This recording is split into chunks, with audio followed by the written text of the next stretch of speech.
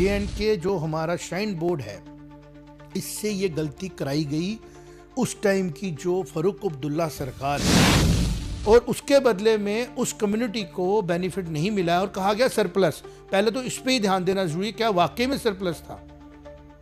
क्या भक्तों के लिए जो इंफ्रास्ट्रक्चर चाहिए था वो श्राइन बोर्ड बना चुका था?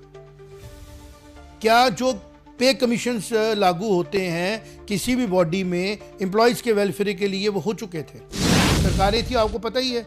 डॉक्टर फारूक अब्दुल्ला साहब चीफ मिनिस्टर थे और श्राइन बोर्ड का पैसा किस तरीके से इस्तेमाल किया जाता था जे.एंड.के बैंक के द्वारा, वो किसी से छुपा नहीं है।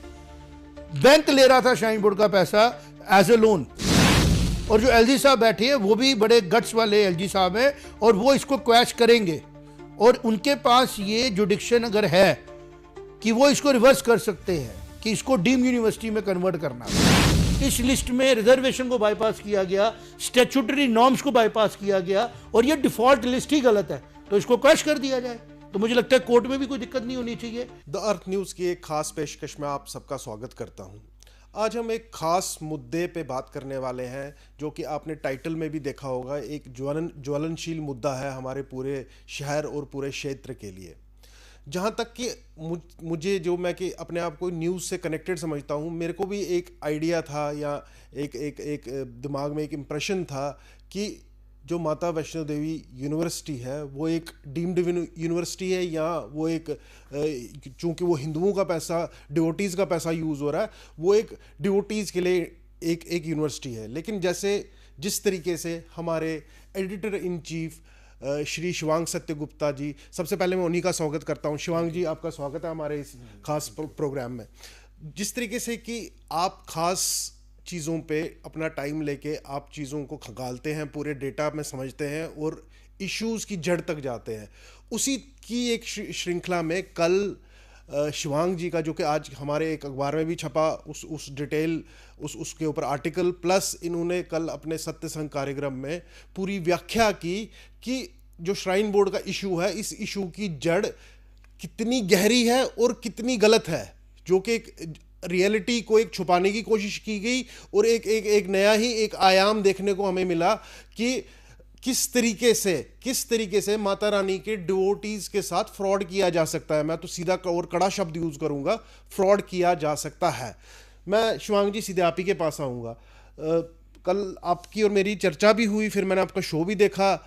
मैं तो आप ही के मुंह से सुनना चाहता हूं एक बार कि आप क्या कहना चाहते थे और आपकी रिसर्च क्या कहती है। देखें, जो भी समाज के जिम्मेवार लोग हैं जो आज सड़कों पे आ रहे हैं, विश्व हिंदू परिषद के वॉलंटियर्स हैं, कार्यकर्ता हैं, बजरंग दल के कार्यकर्ता हैं, जो हिंदुओं की बात करते हैं, वो आज सड़कों पे आके कह रहे हैं कि जो श्राइन बोर्ड का मेडिकल कॉलेज है उसके अंदर मेजॉरिटी कम्युनिटी के लोगों को एडमिशन दी गई, और मिनॉरिटी कम्युनिटी होने के बाद भी जम्मू कश्मीर में मिनॉरिटी को ये सपोर्ट ये नहीं मिली।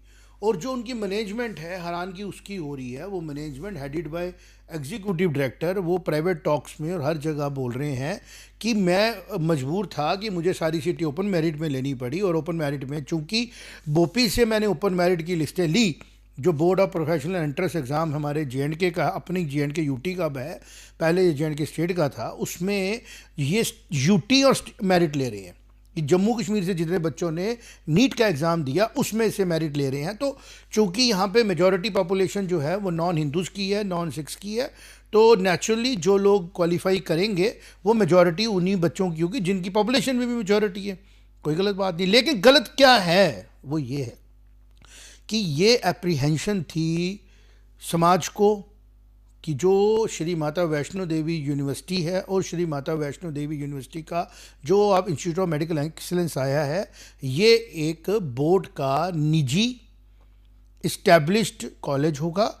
और दूसरी बात, ये चूंकि श्री माता वैष्णो देवी यूनिवर्सिटी से एफिलिएट कर रहा है और उसके अंडर आ रहा है, तो नेचुरली ये शायद मिनॉरिटी को अपने साथ चलाने के लिए, मिनॉरिटी को सपोर्ट करने के लिए दिया गया। लेकिन हमने जब इसमें बीच में गए, मैं ये बहुत क्लैरिटी के साथ लोगों को शेयर करना चाहता हूँ कि जे.एंड.के जो हमारा श्राइन बोर्ड है, इससे ये गलती कराई गई उस टाइम की जो फारूक अब्दुल्ला सरकार है उसके इन्फ्लुएंस में कराई गई, या गलती हो सकती है। देखें, जब बड़े काम होते हैं ना, हम जितनी भी प्रॉब्लम आज फेस कर रहे हैं, लेक्यूनास फेस कर रहे हैं, गलतियाँ लोगों से होती हैं, अफसरों से भी होती हैं, थिंक टैंक से भी होती है, थिंकर से भी होती हैं, उसको सुधारना ज़रूरी होता है। ये गलती आज से 20 साल पहले कर दी गई और ये चलती रही। आम लोग जा रहे थे हॉस्पिटल में और उनको वहाँ पे बड़े हैवी प्राइस दे के इलाज कराना पड़ रहा था, लोग चुप थे, खामोश थे। आए दिन खबर आ रही थी, नारायणा हॉस्पिटल में ये मरीज़ के साथ हो गया, नारायणा हॉस्पिटल में गलत हो गया।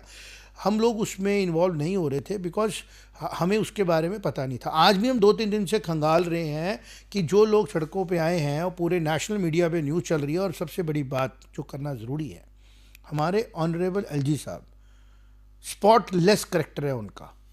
जिस तरीके से उन्होंने जम्मू कश्मीर को संभाला, जिस तरीके से उन्होंने अच्छी गवर्नेंस दी, आज उनको ये बताना ज़रूरी है। मैं चाहूँगा कि मेरे इस वीडियो को आप शेयर करें, एलजी साहब तक पहुँचे, उनको ये पता लगे कि उनका सबॉर्डिनेट स्टाफ उनको इन्फॉर्मेशन नहीं शेयर कर रहा है, उनको उन्होंने सच नहीं बताया है कि हम लोगों ने सारी सीटें ओपन मेरिट से इसलिए ली क्योंकि हमने एक गलती की।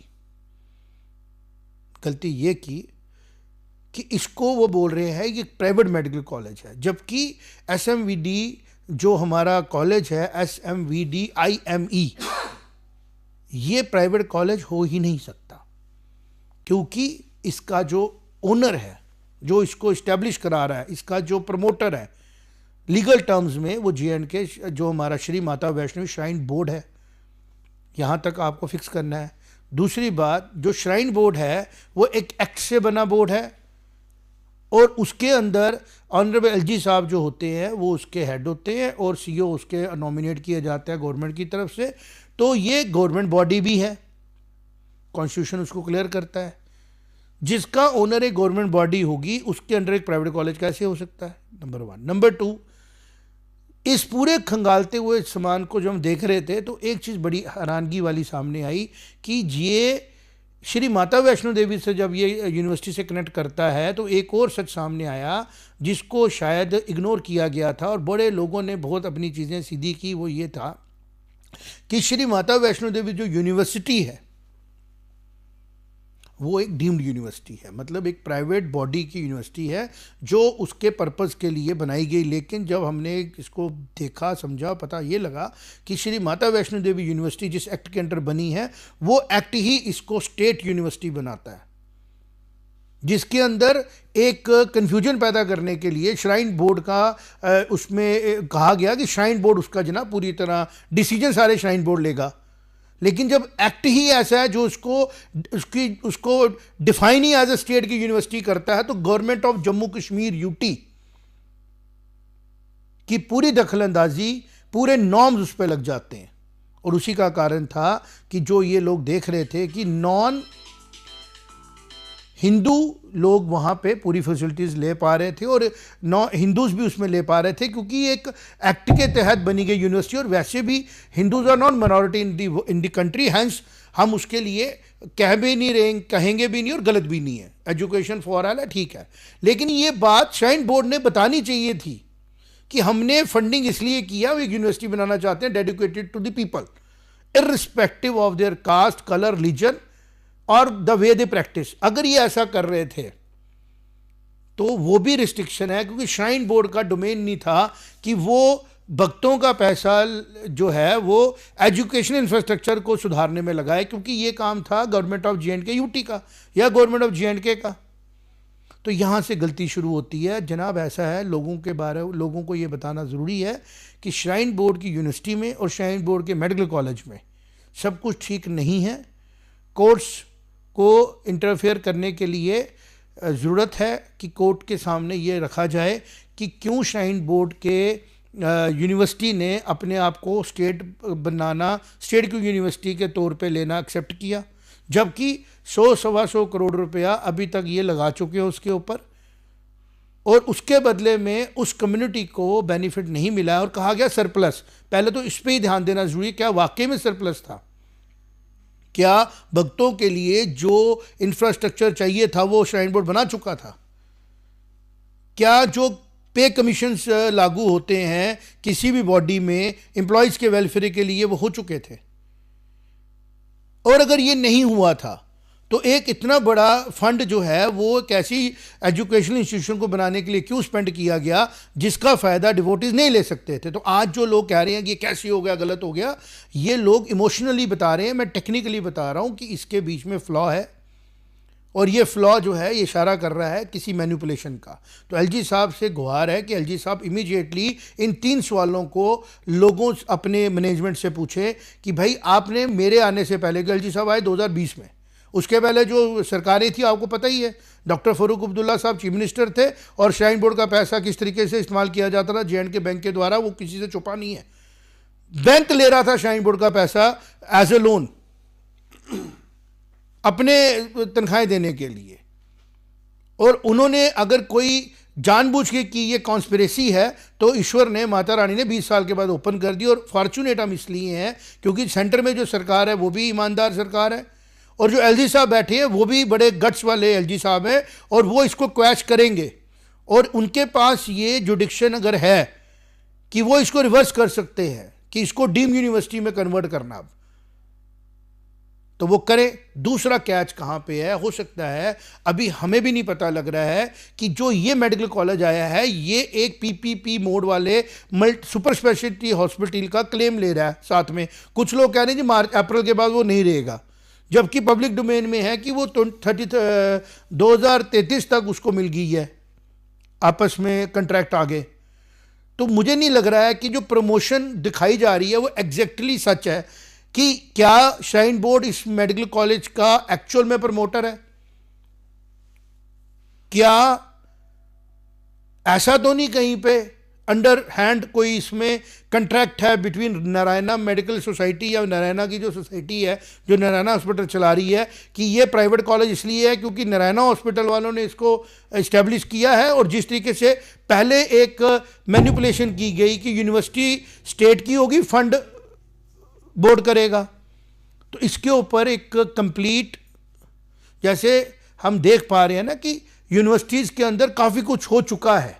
अगर एक मैनिपुलेशन किसी एक्स यूनिवर्सिटी के ओनर कर सकते हैं तो बोर्ड क्यों नहीं कर सकता, अगर बोर्ड के बैठे हुए मेंबर्स थोड़े से अपने काम से डिविएट हो जाएं तो एलजी साहब एक प्रॉपर इंक्वायरी ऑर्डर करें कि उनको एक वाइट पेपर पे मैनेजमेंट बताए आके, बोर्ड की भी, एसएमवीडीयू की भी, और उसके लीगल स्टेटस इसको वेरीफाई करें। और उनके पास ताकत है, वो रिकमेंड कर सकते हैं मील दी LG of UT, not as the chancellor of SMVDU और बोर्ड का चेयरमैन, वो एज ए एलजी एक इंक्वायरी को इनिशिएट कर सकते हैं कि लॉ एंड ऑर्डर उनके पास है और काफ़ी ताकत उनके पास है। और वो होम को लिख सकते हैं कि मैं जब आया मुझे इसमें काफ़ी चीज़ें गलत दिखी हैं और मैं एक इंक्वायरी इनिशिएट करना चाहता हूँ। और अगर उनको वहाँ पे एम्बिग्यूटी दिखती है कि टाइटल में ही एम्बिग्यूटी है, टाइटल ही डिफॉल्ट है, तो वो उसको इमीडिएटली रेक्टिफाई करने के लिए प्रपोज करें और let the university becomes deemed, let the college becomes the college of a deemed university. और सारे का सारा जो इनपुट कोटा है वो सेंटर से,